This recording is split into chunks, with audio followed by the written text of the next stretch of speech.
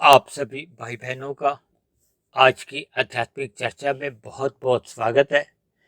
आज की चर्चा का विषय है मनुष्य जीवन की गति। लेकिन इसके साथ ही हमने पुण्य कर्म और पाप कर्मों को एक तीरों के साथ दिखाया है और पाप कर्मों को हमने एक भोग के साथ जोड़ा है और पुण्य कर्मों को हमने एक साधना के साथ जोड़ा है। देखिए, चित्र बहुत ही एक ज्ञानात्मक संदेश आपको देगा। तो इसलिए मेरी आप सभी भाई बहनों से विनती है कि चर्चा को सुनते समय चित्र पर यदि आप नजर बनाए रखेंगे तो चर्चा को समझने में आपको बहुत ही अधिक आसानी हो जाएगी और हो सकता है कि आपके जीवन में इन तीरों से एक ऐसा संदेश मिले, एक ऐसा ज्ञान मिले कि आपकी दिनचर्या में, आपके कर्मों में एक सात्विकता आने लगेगी। यानी कि आपके मनुष्य जीवन एक सफल होने की दिशा में बढ़ने लगेगा। देखिए, सफल होने की क्या दिशा बनती है कि जब मनुष्य की अधोगति नहीं होती। देखिए, हमने लिखा है मनुष्य जीवन की गति। अक्सर गति शब्द से एक साधारण मनुष्य अच्छी तरह परिचित है। देखिए, जब हम पैदल भी चलते हैं तो हमारे पैदल चलने में भी कुछ गति होती है। साइकिल चलाते हैं, स्कूटर पे चलते हैं, कार चलती है, इसी तरह रेलगाड़ी या हवाई जहाज चलते हैं। सबकी अलग अलग गति होती है और इसी तरह एक मन की भी गति कहेगी। लेकिन यहाँ गति का अभिप्राय देखिए, एक अधोगति शब्द है और एक है सदगति। सदगति एक अच्छे दृष्टिकोण से कहा जाता है क्योंकि मनुष्य की मरने के बाद आगे कैसे कैसे गति होती है। गति का अभिप्राय है कि मनुष्य की मरने के बाद के जो अगला स्थूल शरीर उसको मिलता है वो कैसा मिलता है। देखिए, 84 लाख प्रकार की जोनियां कही गई हैं। कुछ मनुष्य ये 84 लाख प्रकार की जोनियां नहीं भी मानते। लेकिन मेरा उन सभी भाई बहनों से एक अनुरोध है कि आप अपने जीवन में जितनी जितनी भी जोनियां देखते हो, घरों के आसपास या अपने जीवन काल में जहां जहां भी आप घूमने जाते हो, तो विभिन्न प्रकार के आपको पेड़ पौधे नजर आते हैं, वनस्पति नजर आती है। और कुछ लोग तो देखिए वनस्पति को भी एक जीव नहीं मानते। मैं आपको एक साधारण सी बात आज बता देता हूँ कि देखिए, जिस किसी पदार्थ में आप वृद्धि देखोगे ना, उसमें वो वृद्धि आत्मा के रहने पे ही, आत्मा परमात्मा का अस्तित्व वहां रहता है, तभी उस पदार्थ विशेष में वृद्धि होती है, चाहे वो पेड़ पौधे हों। इसी तरह देखिए, कीड़े मकोड़े हैं, कीट पतंगे हैं, पक्षी हैं, पशु हैं, ये हम अपने जीवन काल में कितने ही असंख्य देखते हैं। शास्त्रों में देखिए, अलग अलग ये स्थूल शरीर 84 लाख प्रकार के कहे। इनमें देखिए 80 लाख प्रकार की जो जोनियां हैं वो नीचे की जोनियां हैं। नीचे की जोनियों को ही अधोगति शब्द से कहा जाता है। अधो का मतलब होता है नीचे गिरना। देखिए, हमने अपने अपने वीडियो के चित्र में देखिए दो जो तीर दिखाया ना, एक हमने नीचे की दिशा में दिखाया और एक हमने ऊपर की दिशा में दिखाया। ऊपर की दिशा में जो हमने तीर दिखाया वो तो सफेद रंग से दिखाया और सफेद रंग देखिए एक अच्छा माना जाता है। और जो नीचे की दिशा में दिखाया वो तो देखिए हमने काले रंग से दिखाया है। काले रंग को मैं अक्सर तमोगुण से भी दर्शाता हूँ, अज्ञानता से भी कहा जाता है, क्योंकि तमोगुण अंधकार से अभिप्राय माना जाता है। शाम को जैसे ही सूर्य अस्त होता है, भले ही सूर्य की स्थिति सदा प्रकाश में ही रहती है, लेकिन पृथ्वी क्योंकि अपने ही धुरी पे घूमती रहती है, तो पृथ्वी का आधा हिस्सा जो सूर्य के सामने आ जाता है वहां दिन हो जाता है और शेष आधे हिस्से में रात हो जाती है। शास्त्रों में जो मनुष्य से नीचे की जो 80 लाख प्रकार की जोनियां हैं, इनको तामसी योनि कहा गया है। अंधकार में जीवन है इनका, दुख में जीवन है। देखिए, मनुष्य से नीचे की जितनी भी जोनियां हैं वे मनुष्य जोनि में किए गए पाप कर्मों का फल ही भोगने के लिए उनका एक दंड रूपी कह लो या किसी भी प्रकार से परमात्मा की व्यवस्था कह लो, प्रकृति की व्यवस्था से, क्योंकि परमात्मा तो देखिए भले ही सब पर एक दया भाव रखते हैं, लेकिन परमात्मा क्योंकि किसी भी जीव के साथ पाप और पुण्य कर्मों के साथ कोई पक्षपात नहीं रखते। यानी कि हम अपने मनुष्य जीवन में जैसे जैसे कर्म करते हैं, क्योंकि मनुष्य योनि ही एकमात्र कर्म योनि कही गई। भले ही देखिए मनुष्य योनि का जो एक विशेष महत्व है वो तो देखिए साधना योनि से लिया जाता है, क्योंकि मनुष्य योनि पाकर हम परमात्मा को पाने के लिए साधना कर सकते हैं। साधना क्या है कि जब हम परमात्मा की दिशा की ओर अपने जीवन को लगाते हैं, और यदि मनुष्य इन भोगों के लिए ही भले ही देखिए तो पाप कर्म करता है चाहे वो पुण्य कर्म करता है, दोनों ही बंधन का कारण होता है। देखिए आज जो हमने यहाँ पुण्य कर्म लिखे हैं, इन पुण्य कर्मों में देखिए दो प्रकार के कर्म आ जाते हैं, एक सकाम भाव से आते हैं, एक निष्काम भाव से कर्म माने जाते हैं। जब जब मनुष्य निष्काम भाव से पुण्य कर्म करता है, उन्हीं को ही एक कर्म योग की स्थिति कही जाती है। भगवान श्री कृष्ण ने गीता में इस कर्म योग के ऊपर एक विशेष प्रकार का उपदेश दिया है, अर्जुन को माध्यम बनाते हुए। और अक्सर भारत में तो देखिए गीता के ज्ञान के प्रति तो सभी की ही एक विशेष रुचि बनी रहती है, क्योंकि गीता में कर्मों के प्रति एक विशेष स्थितियां बताई गई हैं। क्योंकि प्रकृति के देखिए तीन गुण हैं, तमोगुण, रजोगुण और सतोगुण।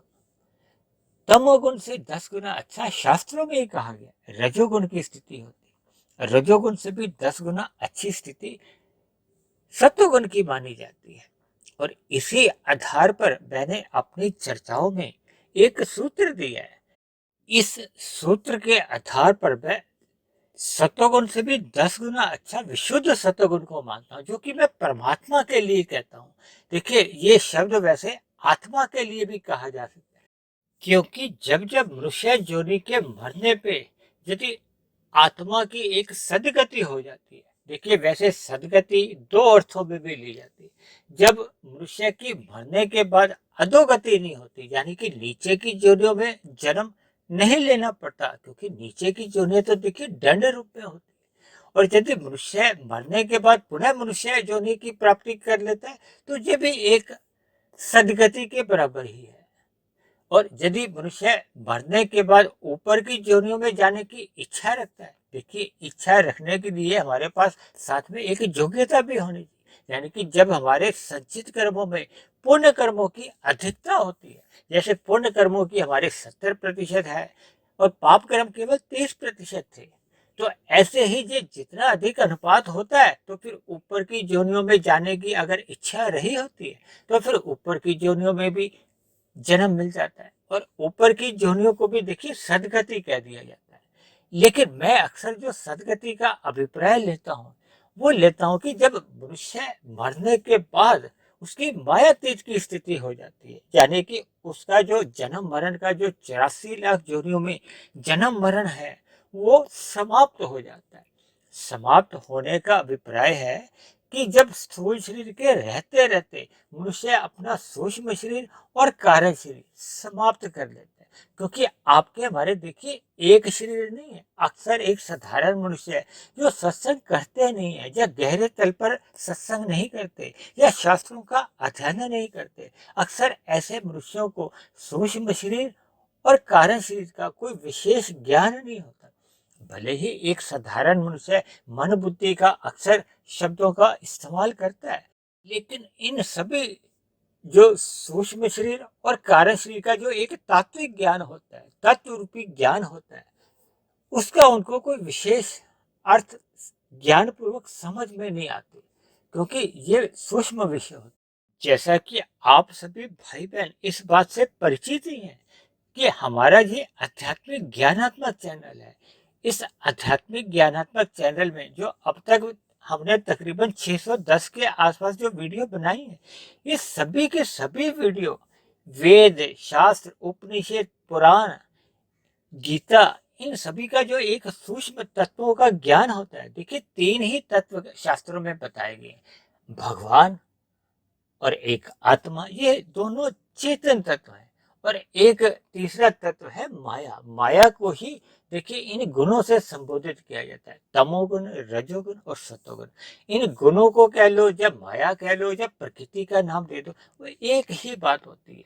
देखिए शास्त्रों में कहा गया है, जब इन तीन गुणों की सम अवस्था होती है, यानी कि 33.33% तमोगुण, 33.33% रजोगुण और 33.33% सतोगुण, ये सम अवस्था का दूसरा नाम ही प्रकृति कहा जाता है।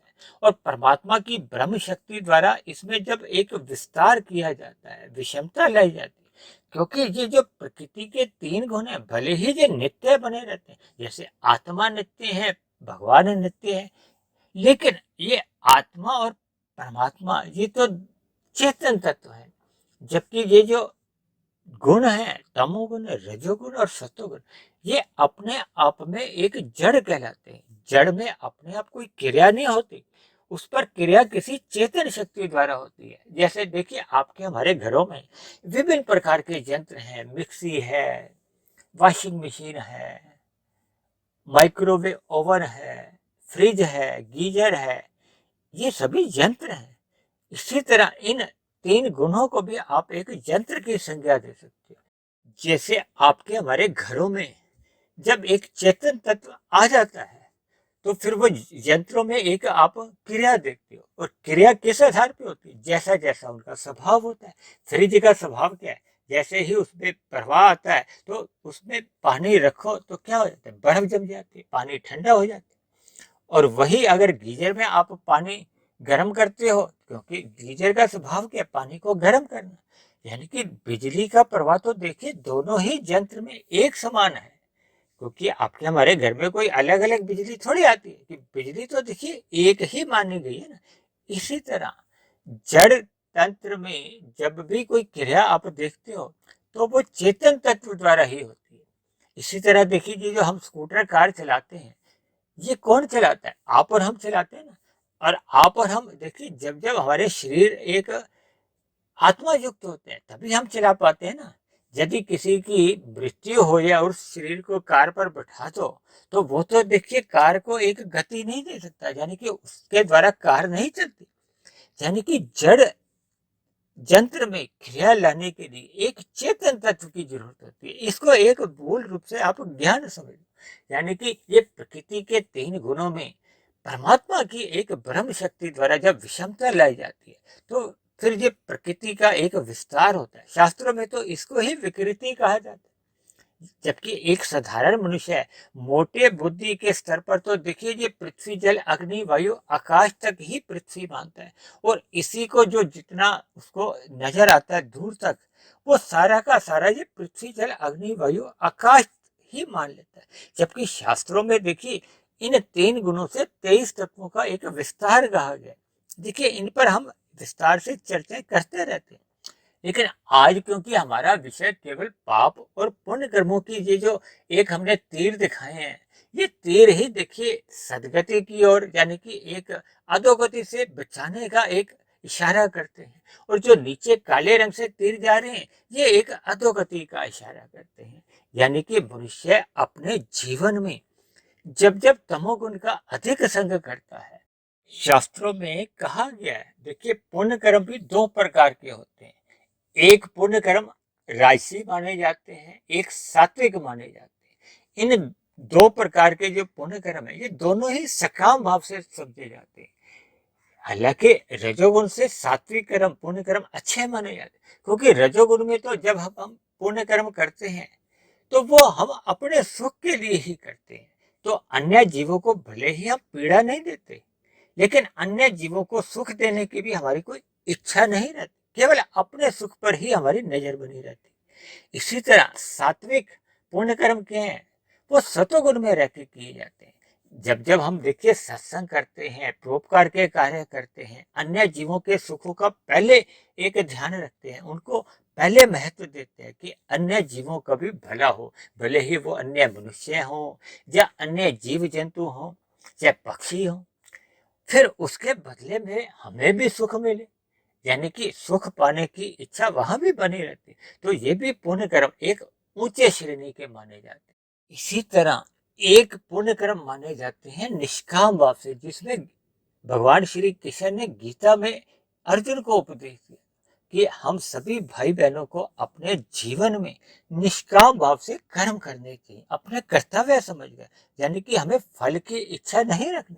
तो ये एक श्रेष्ठ निष्काम कर्म माने जाते हैं। क्योंकि श्रेष्ठ इसलिए मैं कह रहा हूँ, क्योंकि हम अपने जीवन में पाप कर्म करते हैं या पुण्य कर्म करते हैं, इन्हें दोनों का ही कर्माशय बनता है। क्योंकि जब जब कर्मों के पीछे हमारा एक फल पाने की इच्छा होती है, तो फिर हमारी वो उसका एक कर्माशय बनता जाता है। लेकिन जब जब मनुष्य निष्काम भाव से पुण्य कर्म करता है, देखिए निष्काम भाव से तो पुण्य कर्म ही होते हैं। जब जब हम निष्काम पुण्य कर्म कहते हैं या निष्काम कर्म करते हैं, वो एक ही बात है। क्योंकि पाप कर्म तो देखिए निष्काम भाव से संभव ही नहीं।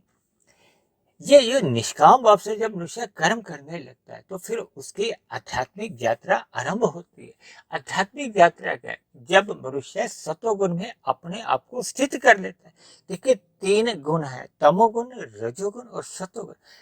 तमोगुण को 1 अंक से मैं परिभाषित करता हूँ, रजोगुण को 10 अंकों से और सतोगुण को 100 अंकों से।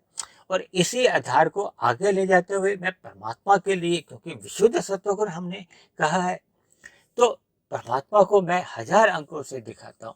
ये देखिए, इसलिए मैंने अंकों का एक सूत्र दिया है कि ताकि हम मनुष्य अपने इस आर्थिक दृष्टिकोण से भी ये अंकों के आधार पर ही हम परमात्मा को हमें सर्वोपरि महत्व देना है। क्योंकि जब जब मनुष्य 1 अंक में जाता है, तो देखिए 1 के सिक्के की कितनी महत्ता है, इसी तरह 10 के नोट की कितनी महत्ता है, इसी तरह 100 के नोट की और अधिक महत्ता है, और उससे भी अधिक महत्ता फिर 1000 के नोट की है।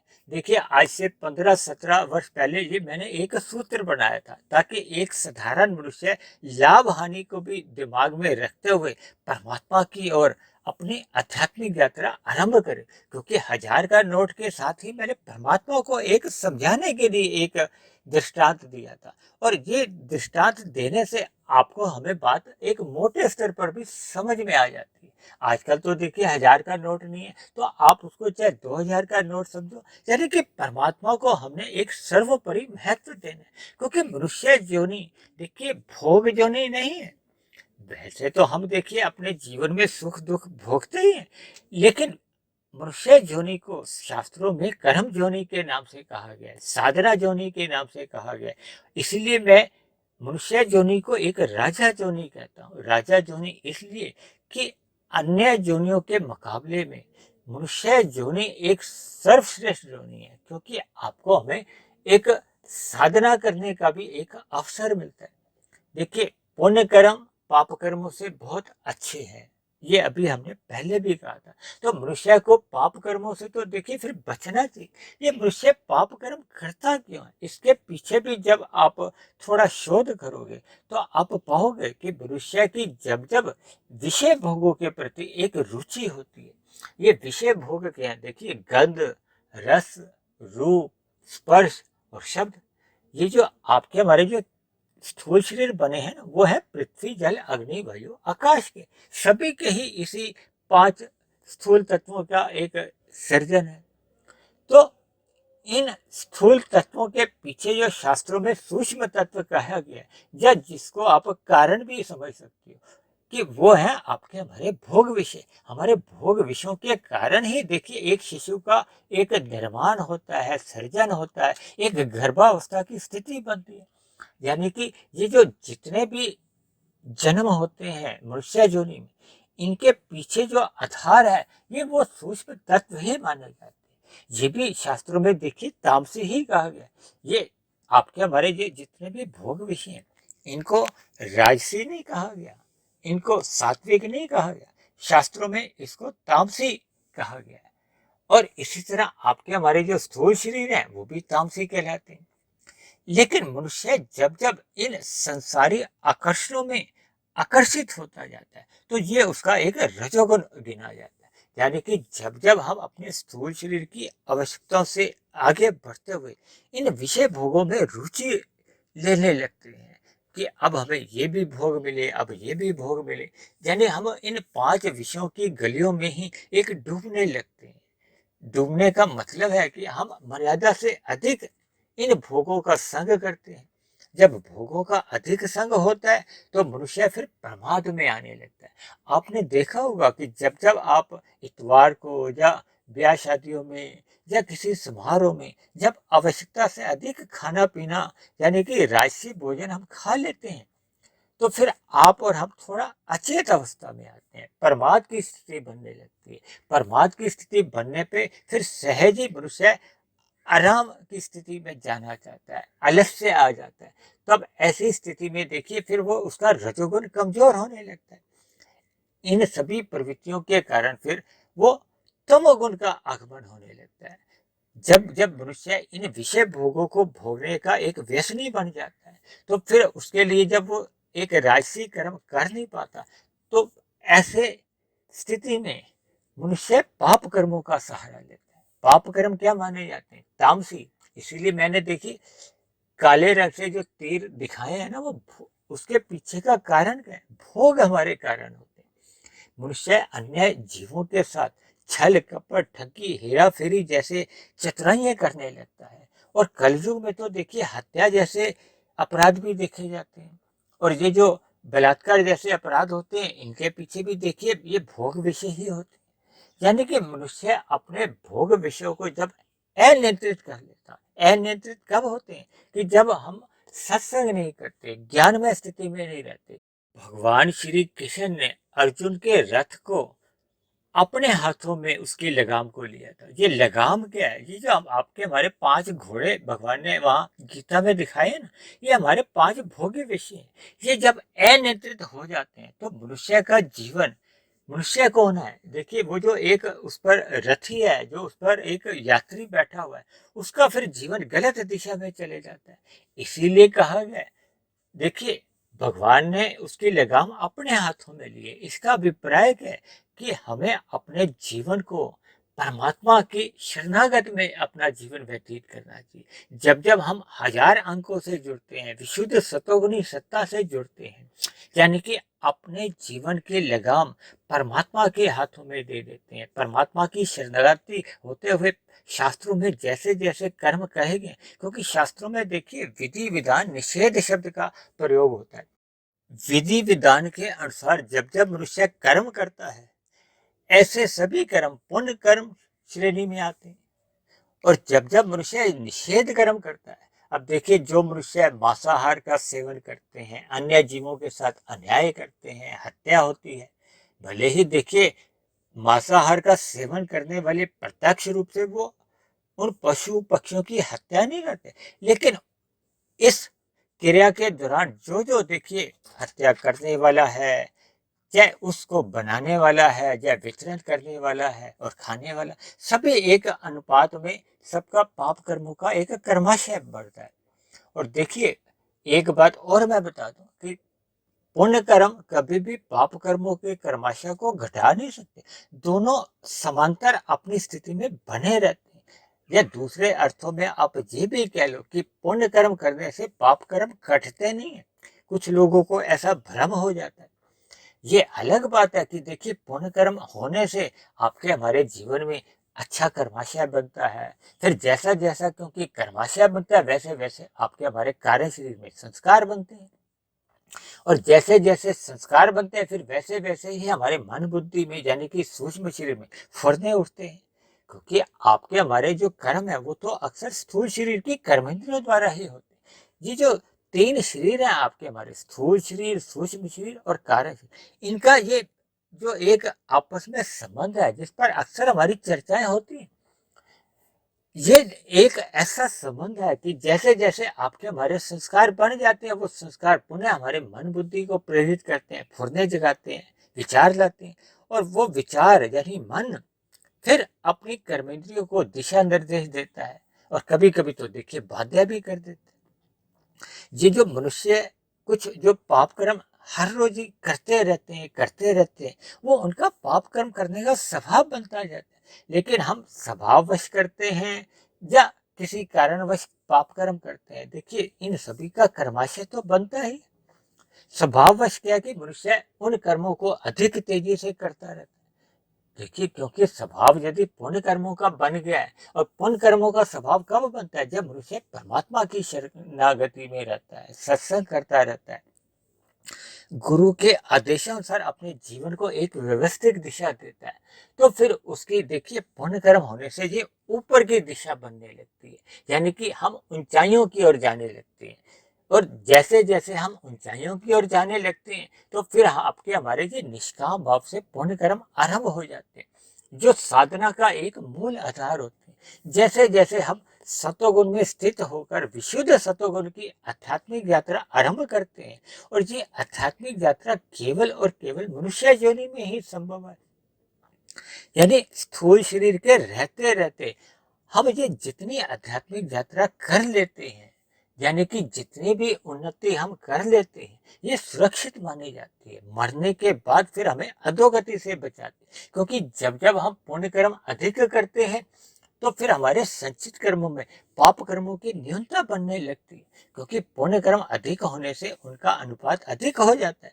तब ऐसी स्थिति में फिर मनुष्य अधोगति से तो कम से कम बच ही जाता है। और जैसे जैसे मनुष्य निष्काम भाव से पुण्य कर्म करता है, तो फिर वो उसकी आध्यात्मिक यात्रा आरंभ होती है। और ये आध्यात्मिक यात्रा क्योंकि सुरक्षित बनी रहती है, तब ऐसे में संभावना रहती है कि मनुष्य को मरने के बाद पुनः से फिर मनुष्य योनि की प्राप्ति हो जाती है। और पुनः मनुष्य योनि की प्राप्ति होने पे, क्योंकि उसके कारण शरीर में अच्छे संस्कार बने होते हैं, क्योंकि जब निष्काम भाव से कर्म करता है मनुष्य, जब पुण्य कर्म सकाम भाव से भी करता है, तो संस्कार भी अच्छे अच्छे ही बनते हैं, यानी कि शुभ संस्कार बनते हैं। ये बने हुए शुभ संस्कार फिर हमारे मन बुद्धि में, सूक्ष्म शरीर में अच्छे अच्छे फुर्ने जगाते हैं, अच्छे अच्छे विचार आते हैं, तो फिर वो स्थूल शरीर द्वारा फिर शुभ कार्य ही करता है, यानी पुण्य कर्म ही करता है। यानी कि आपकी हमारी जो एक दिशा है, फिर वो परमात्मा की ओर मुड़ जाती है, और मनुष्य फिर अधोगति से बच जाता है। लेकिन जब जब मनुष्य अपने जीवन में भोगों को अधिक महत्व देता है, भोगों को अधिक महत्व देने से ही उसकी अधोगति की जो एक संभावना है, वो बढ़ने लगती है। इसीलिए हमने देखिए इन भोगों को एक नीचे की दिशा की ओर, यानी कि अधोगति की ओर ही हमने दिखाया, और इसलिए हमने इसको काले रंग से भी दिखाया, ताकि आपके हमारे जीवन में कारण शरीर में देखिए कर्माशय भी पुण्य कर्मों का ही बने। वैसे तो देखिए हम जितने जितने निष्काम भाव से पुण्य कर्म करते हैं, तो उसके शुभ संस्कार भी बहुत अच्छे बनने लगते हैं, यानी कि हमारे संस्कारों की स्थिति भी मजबूत होने लगती है, हमारी अज्ञानता मिटने लगती है। लेकिन अगर हमारे निष्काम भाव से पुण्य कर्म नहीं भी होते, तो सकाम भाव से पुण्य कर्म भी मनुष्य को कम से कम अधोगति से तो बचा ही जाते हैं। तो मेरी आप सभी भाई बहनों से विनती है कि अपने मिले हुए जीवन में अपने कर्मों को सही दिशा देने के लिए, देखिए सही दिशा तो यही है ना कि हम अपने जीवन में निष्काम भाव से पुण्य कर्म करें, या सकाम भाव से ही पुण्य कर्म करें, लेकिन पाप कर्मों से अवश्य ही हम बचें, ताकि मरने के बाद देखिए स्थूल शरीर के मरने पर जैसी जैसी हमारे कार्य शरीर में कर्माशय होता है, संस्कारों की स्थिति होती है, फिर उसी आधार पे ही हमें मरने के बाद जो अगला नया स्थूल शरीर मिलता है, या अगली जोनी मिलती है। इसलिए मेरी आप सभी भाई बहनों से विनती है कि मिले हुए जीवन का सदुपयोग करते हुए परमात्मा का सत्संग करते रहिए, ताकि आपके हमारे जीवन में सतोगुण अधिक से अधिक अनुपात में बढ़े। इसके लिए मनुष्य को रात को जल्दी सो जाना चाहिए, ताकि घोर तमोगुण का संग उसका नहीं हो पाए। और सुबह ब्रह्म मुहूर्त में जल्दी उठ जाने से, जब हम शुद्ध सतोगुण का संग करते हैं, क्योंकि शुद्ध सतोगुण का जो एक संग है वही ब्रह्म मुहूर्त का संग है, यानी हम परमात्मा से जुड़ते जाते हैं। जितने जितने अंश में हम परमात्मा से जुड़ते जाते हैं, तो फिर हमारी आपकी जो एक आध्यात्मिक साधना है, वो एक गति पकड़ लेती है। गति क्या, जब मनुष्य आरंभ में कर्म योग में स्थित होता है, फिर वो ज्ञान योग में आ जाता है, फिर ज्ञान योग ही उसको धीरे धीरे फिर भक्ति योग में स्थित हो जाता है, और भक्ति योग में फिर उसके कार्य शरीर में जितने बुरे संस्कार होते हैं, जो एक गलत स्थितियों में हमें ले जाने के लिए एक पाप कर्मों की ओर मोड़ने वाले होते हैं। ऐसे सभी बुरे संस्कार, ऐसे सभी अशुभ संस्कार फिर दग्ध बीज होने लगते हैं। जैसे ही बीज दग्ध बीज होने लगते हैं तो फिर उनसे कोई अंकुरण नहीं होता, यानी कि हमारे मन बुद्धि में कोई फुर्दे नहीं उठते और मनुष्य फिर पाप कर्मों से, क्योंकि फुर्दे ही जब नहीं उठते तो फिर मनुष्य पाप कर्मों की ओर प्रेरित भी नहीं होता। यानी कि ये जो काले रंग की जो एक गलत दिशा जो हमने अधोगति की ओर दिखाई है भोगों के कारण, उससे भी मनुष्य बच जाता है। तो ऐसी सभी शुभ स्थितियां आप सभी भाई बहनों के जीवन में भी बचे, अर्थात आप सभी भाई बहन भी पाप कर्मों से तो अवश्य ही बचें और अपने जीवन में जितने अधिक पुण्य कर्म निष्काम भाव से आप कर सकते हैं उस दिशा की ओर आप बढ़ते जाएं, ताकि आपकी हमारी आध्यात्मिक दिशा में अधिक से अधिक उन्नति होती रहे और हम ये भौतिक अधोगति से भी बच जाएं। तो ऐसी सभी शुभ स्थितियां आप सभी भाई बहनों के जीवन में भी बनती रहें, ताकि आपका हमारा मिला हुआ जीवन सफल हो, सार्थक हो। इन्हीं शुभ कामनाओं के साथ आज की चर्चा को अब हम यही विश्राम देते हैं। आज की चर्चा से संबंधित आप किसी भाई बहन का कोई प्रश्न हो तो आप नीचे दी गई कमेंट्स बॉक्स पर जाकर पूछ सकते हैं। और यदि आपको मेरी कही गई बातों पर किसी प्रकार का भी कोई शिकायत हो, मतभेद हो, यदि मेरी कही गई बातें आपको तर्क संगत सही नहीं लगती हो, तो आप नीचे दिए गए कमेंट्स बॉक्स पर जाकर आप अपने शिकायत या मतभेद भी लिख सकते हो, अपनी आपत्ति भी लिख सकते हो। और परमात्मा की प्रेरणा से ये जो हम प्रतिदिन एक वीडियो अपलोड करते हैं, ये आपके जीवन में यदि आध्यात्मिक उन्नति लाने में सफल हो रही हो, परमात्मा में आपकी प्रीति जगा चुकी हो, आपके कर्मों में सुधार आने लगा हो, तो मेरी आप सभी भाई बहनों से विनती है कि आप मेरे इस आध्यात्मिक ज्ञानात्मक चैनल सुधीर भाटिया फकीर को अवश्य ही सब्सक्राइब करें व अन्य जिज्ञासु भाई बहनों को भी इस आध्यात्मिक ज्ञानात्मक चैनल से जोड़ने का प्रयास करें, ताकि समाज में एक सतोगुणी वातावरण में हम सभी भाई बहनों को अपना अपना जीवन जीने का एक वातावरण मिले, एक अवसर मिले। तो चर्चा को अब हम यहीं विश्राम देते हैं। कल फिर मिलते हैं एक नए विषय को लेकर, एक नए संदेश के साथ। और तब तक आप सभी भाई बहनों का बहुत बहुत धन्यवाद।